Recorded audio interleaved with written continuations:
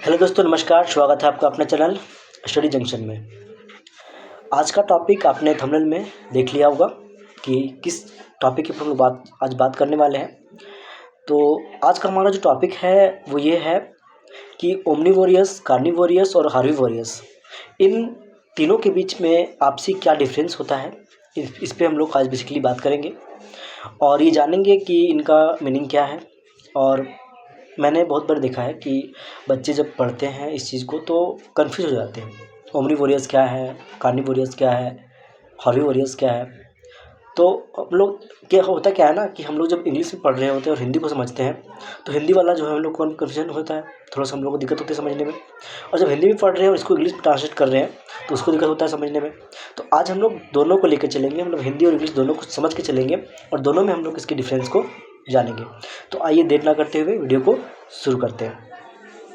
सबसे पहले बात करते हैं हम लोग हर्बीवोरियस यानी कि शाकाहारी जीव।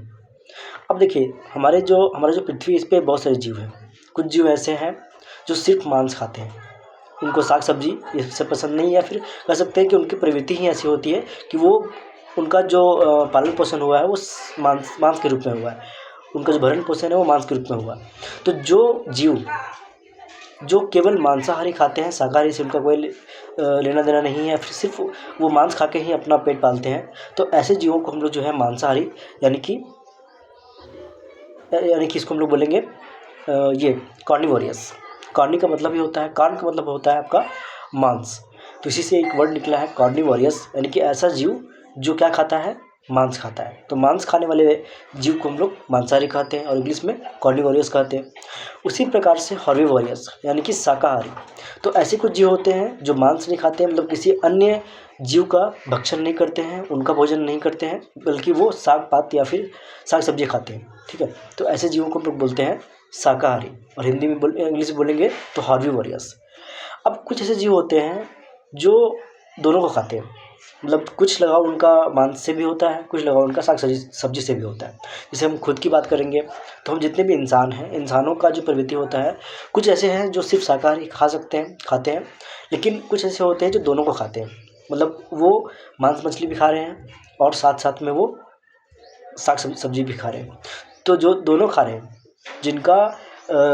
मतलब जिनका जो भोजन दोनों चीज़ है, ठीक है, दोनों को मिला के खाते हैं, तो वैसे जीवों को, मतलब ऐसे व्यक्ति को या फिर ऐसे जीव, उनको हम लोग जो है सर्वाहारी के नाम से जानते हैं, यानी कि उनको हम जो है ओमनीवोरियस कहते हैं।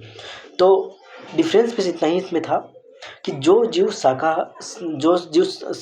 पात खा रहा है वो शाकाहारी हुआ, जो मांस खा रहा है वो मांसाहारी हुआ, और जो दोनों खा रहा है वो सर्वाहारी हुआ। सर्व का मतलब क्या हुआ? सर्व का मतलब है सभी, जो दोनों चीज़ खाता है, सभी चीज़ खाता है। सब चीज़ का मतलब कि जो शाकाहारी भी खा रहा है, मतलब जो साग सब्जी भी खा रहा है और मांस भी खा रहा है। तो अगर उसको आपको समझना है, आपको बहुत बार भूल जाते हो उसको समझने में, आपको दिक्कत होती है कि आप कन्फ्यूज हो जाते हो बार बार, तो उसको साग साथ रख सकते हो। जैसे कि शाकाहारी, तो साग पात जिसमें आएगा वो शिकारी, मतलब वो शाकाहारी, और इसमें मांस आएगा वो मांसाहारी। तो ऐसे आप याद रख सकते हो। और अगर जो जहाँ आएगा दोनों, ऐसे जीव जो दोनों चीज़ खा रहे हैं तो हो जाएगा आपका ओमनीवोरियस। तो जीव में तो ऐसा कोई नहीं है जो दोनों चीज़ खाता हो, लेकिन इंसानों में है कि वो दोनों चीज़ खाते हैं। तो अगर हम लोग ओमनीवोरियस की बात करते हैं तो ओमनीवोरियस में केवल इंसान ही होते हैं, बाकी जितने भी जानवर हैं, कुछ जानवर ऐसे हैं जो सिर्फ शाकाहारी हैं और कुछ जानवर ऐसे हैं जो सिर्फ मांसाहारी हैं। तो आई होप कि आपको इस वीडियो से इसके डिफरेंस के बारे में समझ में आ गया होगा, और अगर आपको मीनिंग इसका पता नहीं था तो मीनिंग भी आपको अच्छे से मिल गया होगा। ठीक है, तो आई होप कि आप बहुत अच्छे से इस चीज़ को समझ पाए होंगे। तो आज की इस वीडियो को समाप्त ही करते हैं और फिर मिलते हैं किसी नए वीडियो में। तब तक के लिए जय हिंद, जय भारत।